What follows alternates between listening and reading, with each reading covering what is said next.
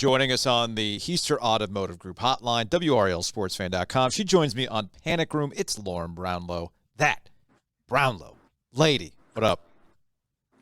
Not much. What's going on? What's new? You got your Christmas shopping done? Actually, yes. Now, how I get it to Greensboro, it's another question.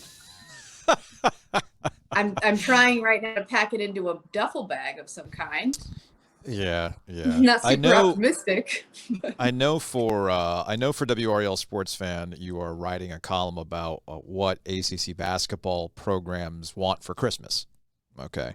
Yes. I feel like if I'm Hubert Davis, what I want under the tree is either like one of those motivational posters, or like the hang in there, or maybe it's like the symbolic nature of hunger, right? Well, we've maybe entered he into he could find a way to flip all of the calendars, all of their phones into March. Yes, right. That's exactly and just it. Trick them.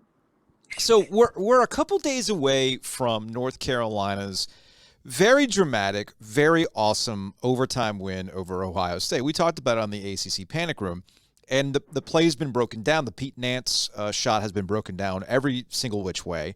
And I saw Seth Davis have a column today, an article today on The Athletic, where he talked to Hubert Davis, head coach of North Carolina, and, what it means going forward. We talked about this. Was the Ohio State game something that can catapult this group to where they need to be, what we expected to see out of them from the jump after what they had done at the Final Four last year?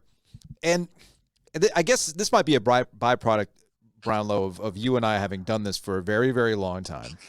And we're back into the quote-unquote hunger discourse for North Carolina. I'm thinking to myself, why does Hubert need to get these guys hungry? They should be hungry. What am I missing here?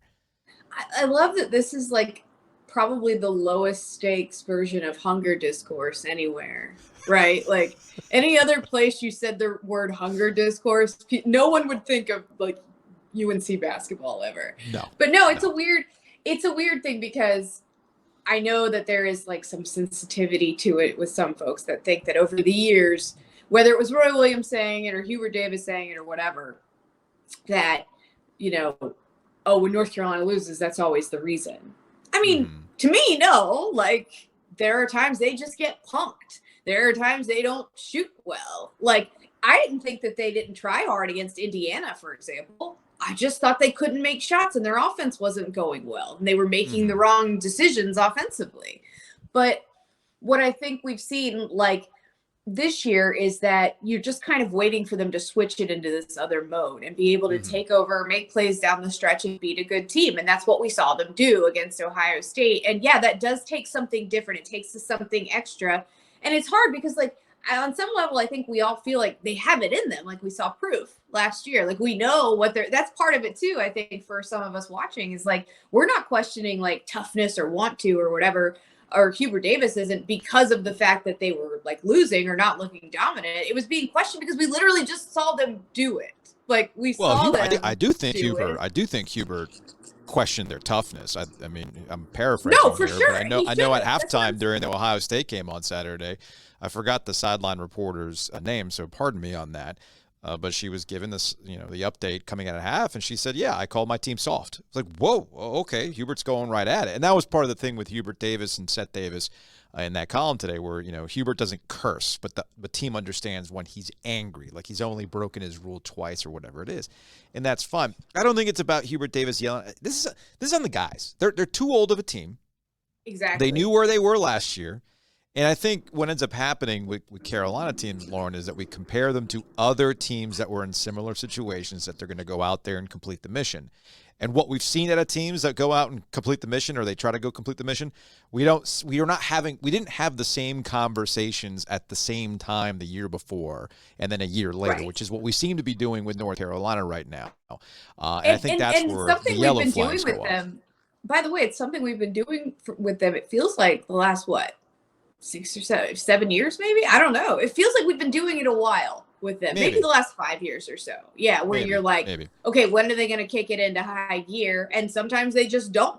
Like obviously 2020, they just didn't. But, Why? sometimes they just end up having an okay season and go out early in the tournament. Like, we never really know what's going to happen with the North Carolina team, but we can no longer, I think, take for granted the fact that North Carolina basketball will just sort of bounce back into whatever form is for them. And it used to be in the past, like 1 seed form. You know what I mean? Yeah. I don't think that's something we can take for granted necessarily anymore. But at the same time, like, again, the fact that everybody saw this team do it, like you said, they're too old. We saw them do it last year. We know that they're capable of it. I know it's not exactly the same personnel, but largely it is. And so you just kind of look at them and you're like, guys, hey, what's going on? That's the key part right there. And it's one thing that I think most of us have to understand now if we haven't before. There's a lot of important parts to this Carolina team. And Lauren Brownlow is hanging out with us here on the OG alongside Candace Cooper today. I'm Joe Ovies. R.J. Davis took over in that Ohio State game the way he needed. And people were like, yeah, more R.J., more R.J. Well, not so much. Or they got to get the ball through Armando. Okay, well, we saw that in a win against Georgia Tech earlier in the week. And, Armando Bacot understands his role better than anybody. He's the garbage man in the most affectionate way you can describe. Go clean it up. Go get those boards. Do what you need to do. He's perfect for that, right? He should make a deal with a garbage company or something. He really should. I know Giglio's talked about that in the past. Was it, Green is Life or whatever the company is around here, or Waste Management. The key to Carolina's season is Caleb Love again. I mean, it's as simple as that. I mean, we understand that Brady Manick was lights out at the end of last year, but also Caleb Love was locked in and was within the context of the offense. And what we saw in that Ohio State game and why things ended up getting dicey is that he was taking some shots he shouldn't have taken. I mean, we're talking tired leg shots. You can't fault for Caleb Love for going out there and trying to win games. I mean, that's what he's kind of tasked to do. But he's a roller coaster. I do feel like I was actually going to say, should I give them for Christmas like barf bags for the Caleb coaster? You could. Would you rather go with the Ohio Players version of Love Roller Coaster or the Red Hot Chili Peppers version from the Beavis and Butthead movie? Maybe that's what you get them. I'm partial personally to the Red Hot Chili Peppers version, but that's because I heard it before I knew the other existed. So sorry to the Ohio Players, their version's good. It's a little like, I like kind of the edgy hard rockiness of the Red Hot. Fair enough. No, that makes sense. That makes sense. No, so I think that's where we're kind of with Carolina's season. Caleb Love is who he is at this point in time, and you're going to commend him for when he makes those big shots like we saw against Duke. And you're also going to pull, at least in my particular case, whatever's left of your hair when he makes some plays he shouldn't be making. It's kind of an assumption of the risk with him. And, you kind of have to sign your waiver, I guess, at a certain point. Hope that the inspection on the coaster are up to date. By the way, this is why I don't ride roller coasters. Okay. Oh, really? I can't trust others. I don't want to die that way. I've just decided I can't control a lot of things in my life, but I can control a way I don't want to die, and it's that way. Don't want to die that way. So what you're saying is, if I could not get you down to Universal Studios in Orlando and ride the Jurassic Park Velocicoaster. Oh, I'm aware of that coaster, and no. You've seen the coaster? Okay, for the audience out there, and Lauren Brownlow hanging out with us, WRALSportsFan.com, ACC Panic Room. The Velocicoaster is the only time I've ever cursed obscenities while in the middle of the ride. Like, are you to serious? The point. Yeah, like, I'm riding things like, Space Mountain, Thunder Mountain, Splash Mountain. I have fun. Woo, whatever. But there was a moment. Cursed on those. Oh, for real? Really, Lauren? Like Space Mountain, you're out there dropping obscenities? Of course. You know how long it took me to get up the nerve to ride that? I think I was like 21. I mean, I get the Space Mountain's like the first big scary coaster for somebody because it's dark and everything like that. But it's a fun ride. I love Space Mountain. Now the only fear I have as an adult riding Space Mountain is, am I going to have my hands up? Am I going to hit one of the scaffoldings while you're running around? Well, now I'm worried about that. So thanks a lot. Yeah, no, it's funny. So like on the Velocicoaster, like you literally come out of your seat while you're in midair. It's insane. Oh, no. It happens multiple times. It happens multiple. No. You literally lift out of your seat and you're thinking, wait a minute, is this how I'm gonna go? Am I gonna get launched from the Velocicoaster and land somewhere in Zeus land? I have no idea. You should ride it. It's a lot of fun. As I've told you and others a million times, horror movies are my roller coaster. Okay. Got it. So y'all can think I'm sick because I don't want to, that I like horror movies, but I think you're sick for trying to make me go on something that I have to get pushed out of my seat, like at a point like that in the ride. That someone would torture information out of me. When I was done with the Velocicoaster, I said to the kids, "You want to go again?" And they were like, "Yes." It was a very fun time. Lauren Brownlow, WRAL sports fan, ACC Panic Room. We'll close on this. It's a recurring topic of the day. What is the most overrated Christmas song of all time?